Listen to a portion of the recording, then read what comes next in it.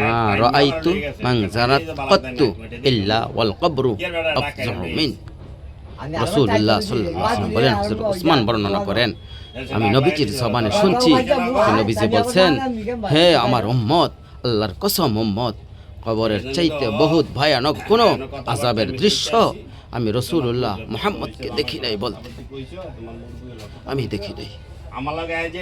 রাসূলুল্লাহ সাল্লাল্লাহু আলাইহি সাল্লাম বলছেন, প্রিয় ভাই আমার, আল্লাহর নবী সাল্লাল্লাহু আলাইহি সাল্লাম সরাসরি হাদিস, যে ব্যক্তি কবরের 3টা প্রশ্নের জবাব দিতে পারবে না, রাসূলুল্লাহ সাল্লাল্লাহু আলাইহি সাল্লাম বলেন, আল্লাহ তাআলার পক্ষ থেকে ফেরেশতাদের কাছে ঘোষণা আসবে, আফরিশুহু মিনান নার ওয়ালবাতুহু মিনান নার আফতাহু লাহু বাবান ইলান নার। আমার এই নাফরমান বান্দার কবরে জাহান্নামের বিছানা বিছিয়ে দাও, জাহান্নামের পরশ পরিয়ে দাও, আর জাহান্নাম বরাবর তার জন্য দরজা খুলে দাও। আল্লাহ তাআলা মৃত ব্যক্তিকে বলবে, বান্দা, কোরআন শরীফের আয়াত এখন থেকে নিয়ে ইসরাফিলের ফুতে হাসরের ময়দানে উঠানো পর্যন্ত বারজাখ মানে কবরের জিন্দেগি পরে থাক।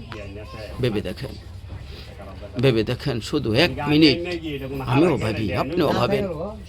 হাদিসের মধ্যে আছে, মা বাইনা নাফকাতাইন আরবাউন, ইসরাফিল প্রথম ফু দিলে জমিনের সব কিছু মাটির নিচে চলে যাবে, দ্বিতীয় ফু দিলে মাটির নিচ থেকে আবার সবাই উঠে হাসরের ময়দানে দাঁড়াবে।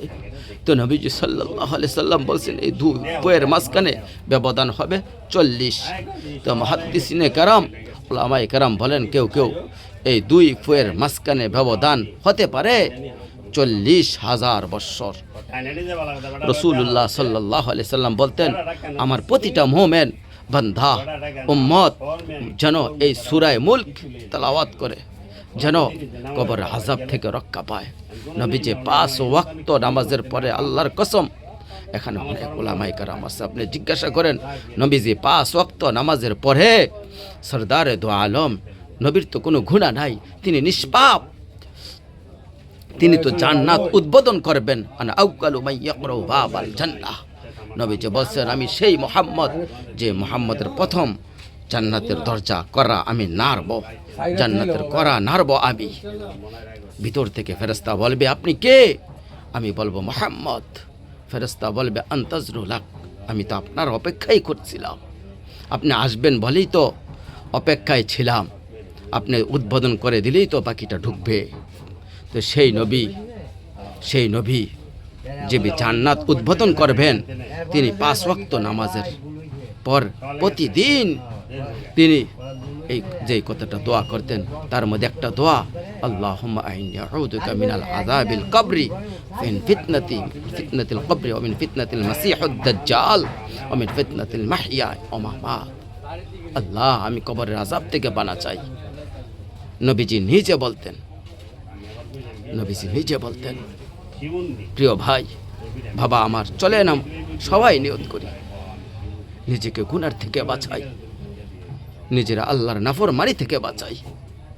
আল্লাহ তাআলা বলেন, ইন্নাল্লাযীনা ইয়াখশাউনা রাব্বাহুম বিল গায়ব, আমি আল্লাহকে না দেখে, আমার কথাগুলো আখিরাত সম্পর্কিত এগুলিকে না দেখে যারা আমি আল্লাহকে ভয় করে, আখিরাতকে ভয় করে, জাহান্নামকে ভয় করে, কবরকে ভয় করে, আল্লাহ বলেন, তাফসীরের মধ্যে লেখছেন, ভয় করে মানে হলো গুনাহ বর্জন করা। কোনো ব্যক্তিকে আল্লাহকে ভয় করে, খোদার কসম, এটা তার অর্থ হলো সে গুনাহ ছেড়ে দেয়। যে গুনাহ ছেড়ে দেয় সে আল্লাহকে ভয় করে, যে আল্লাহকে ভয় করে সে গুনাহ ছেড়ে দেয়। কোনো নাফরমান আল্লাহকে ভয় করে না, আল্লাহকে ভয় করলে সে গুনাহ করতে পারে না। বুঝেন না এই বাংলা কথাটা? এটা কাগজের এই পিঠ আর ওই পিঠ। এই পিঠে যদি লেখা আছে আমার ভয়, ওই পিঠে লেখা থাকবে গুনাহ বর্জন। যে গুনাহ ছেড়ে দেয় সে অটোমেটিকলি আল্লাহকে ভয় করে, যে আল্লাহকে ভয় করে সে গুনাহ বর্জন করে। আল্লাহ বলেন, যিনি সৃষ্টি করলেন তিনি জানবে না? যে কোম্পানিটা বানাইছে সে জানে না যে এদিকে কথা বলে না ওইদিকে কথা বলেন নাকি? তো যিনি সৃষ্টি করলেন আল্লাহ, আমরা কি করছি না করছি তিনি আমাদের কথা জানেন না? কথা বলেন না? হ্যাঁ, আল্লাহ শোনেন কিনা, দেখেন কিনা, জানেন কিনা? হুয়াল লতীফুল খবীর। আল্লাহ বলেন তিনি সূক্ষ্ম থেকে সূক্ষ্ম, বিন্দু থেকে বিন্দু সেটাও জানেন। খবীর, পুরা সৃষ্টির খবর একসাথে তিনি পূর্ণ রাখেন, খবর রাখেন। এই জন্য দোস্ত আমার, রাত অনেক হয়ে গেছে, নৌজওয়ান মনে করছে চারোদিকে কেউ জেগে নাই, সবাই ঘুমাইয়া গেছে। এই জন্য সে বড় মোবাইল বার করে উলঙ্গ ছবি দেখছে। আল্লাহ ডাক দিয়া বলে, মামুন আমি কিন্তু জেগে আছি। মালিক ঢাক দিয়া বলে, আলাম ইয়ালাম বিআন্নাল্লাহ ইয়ারা, তুমি কি এই ভেবেছ, তুমি জানো না বান্দা, আমি যে সারাক্ষণ তোমার দিকে চেয়ে আছি।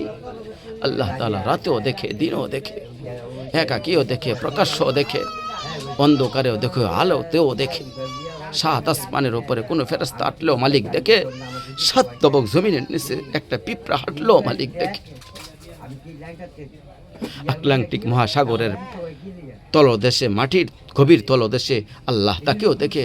হিমালয় পর্বতের উপরে যে তাকেও আল্লাহ দেখে, তাকেও দেখে। ওই আলামু মা ফিল বাররি ওয়াল বাহর, জলে স্থলে যাহা আছে আল্লাহ বলে সব তিনি জানেন। ওমা তাসকুতুল মিন ওয়ারাকাতিন ইল্লা ইয়ালামুহা, একটা গাছের পাতাও যদি পড়ে আল্লাহ বলেন তাও আমি জানি। ওমা হাব্বাতুল ফি জুলুমাতিল আরদ, মাটির তলদেশে যে চারা দানা বীজ তোমরা বপন করছো আল্লাহ বলে কোন দানা কোন চারা আমি তাও জানি। ওয়ালা রাতবিন ওয়ালা ইয়াবিসিন, শুকনায় কি আছে ভিজাতে কি আছে আমি সব জানি। ইল্লা ফি কিতাবিম মুবিন, উফ মালিক বলে আমি জানি না রে বান্দা, আমি সব কিছু তাকদীরে লৌহে মাহফুজের মধ্যে স্পষ্ট করে লিখে রাখছি আমি মালিক, লিখে রেখেছি। অতএব বাপ আমার, বন্ধু আমার, দয়া করে মেহরবানি করে এই আমরা দিনের কথাগুলি, আমরা যে 23 বছরের ইসলাম বুঝানো, একদিনে 1 ঘন্টা, এটা না, অর্থ হলো বিভাগটা জাগানো, অনুভূতিটা একটু জাগানো, ঠিক না? একটু যেন মানসিকতাটা চেঞ্জ হয়, একটু পরিবর্তন হয়।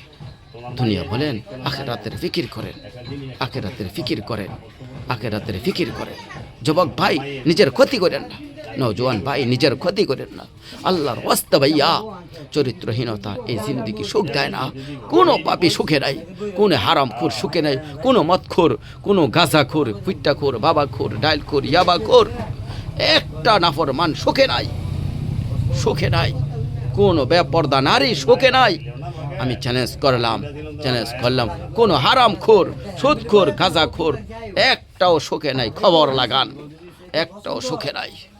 আল্লাহ তাআলা বলেন দিন মানা পুরা যোগ্যতা দিয়েই আমি আল্লাহ মানুষকে সৃষ্টি করেছি।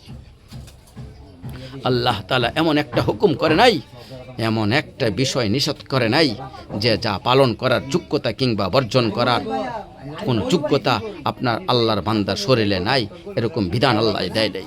আমার মধ্যে রুকু করার যোগ্যতাই নেই, অথচ আমার রুকু করতে বলছে, অথচ আমার কোমর বাঁকা হয় না, সেটা আল্লাহ দিল কেন? আমি সেজদাই দিতে পারি না, আমার হাঁটুও বাঁকা হয় না, কোনিও বাঁকা হয় না, কোমরও বাঁকা হয় না, অথচ আল্লাহ আমারে বলছে সেজদা দিতে। বিষয়টা কি এরকম? কথা বুঝছেন কিনা? আমারা বানাইলেন তাল গাছ, আমারা বলতেছেন সেজদা দিতে। এটা বললে না জুলুম হইতো, এটা না জুলুম হইতো। কিন্তু আল্লাহ তাআলা যতগুলো হুকুম করেছেন, যতগুলো নিষেধ করেছেন, প্রতিটা হুকুম পালন করার, প্রতিটা নিষেধ বর্জন করার 100 যোগ্যতা আল্লাহ তাআলা বান্দার শরীরের মধ্যে দিয়েছে। কোরআনুল কারীমের মধ্যে আছে, আল্লাহ তাআলা বলেন বান্দা আমি তোমারে বানিয়েছি নবতালিহি, পরীক্ষা করার জন্য, আর পরীক্ষায় উত্তীর্ণ করার উপযোগী। ফাজআলনাহু সামিআম বাসীরা, আমি আল্লাহ তোমাকে শুনবার জন্য কান দিয়েছি, দেখবার জন্য চোখ দিয়েছি। তাফসীরের মধ্যে লেখছেন অর্থ হলো আমাকে মানবার পুরা যোগ্যতা সম্পূর্ণ শরীর দিয়েছি। ওযু, গোসল, নামাজ, রোজা, হালাল হারাম, পাক না পাক সব কিছু বান্দা পালন করতে পারবে, এমন যোগ্যতা দিয়েই আমি তাকে মানুষ করেছি। মানুষ হইবার পরে, মুসলমান হওয়ার পরে কেউ যদি বলে আল্লাহর হুকুম পালন করা আমার পক্ষে সম্ভব না, তাহলে এইটা হইতে পারে তুমি ছাগল, তুমি মানুষ না, তুমি গরু ছাগল ছাড়া আর কিছু না, তুমি মূলত হায়ওয়ান। ইনসান হলে পারতা। তুমি যদি মানুষ হইতা তাহলে ঠিকই পারতা, তুমি যদি মানুষ হইতা তাহলে ঠিকই পারতা। মূলত তুমি মিনের মানুষ দিয়ে মানুষত্বের পরিচয় ভুলে গেছো। তো এর জন্য ভাব, আল্লাহর নবী সাল্লাল্লাহু আলাইহি সাল্লাম বলেন, ফা আবাওয়াহু ওয়া বিদানিহি আও ইউনাসসিরাতু আও জিসানি, মা বাপ সন্তানকে ইহুদি বানাইয়া দেয়, অথবা খ্রিস্টান বানিয়ে দেয়, অথবা অগ্নি পূজক বানিয়ে দেয়। সরাসরি হাদিস, মা বাবা নষ্ট করে দেয়।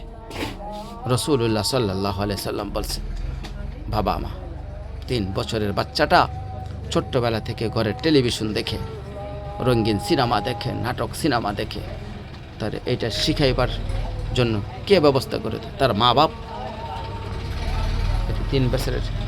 3 বছরের বাচ্চা তো বাজার থেকে কিনে আসে নাই, বাচ্চাটা আনে নেই, এটা তার অভিভাবক আনছে।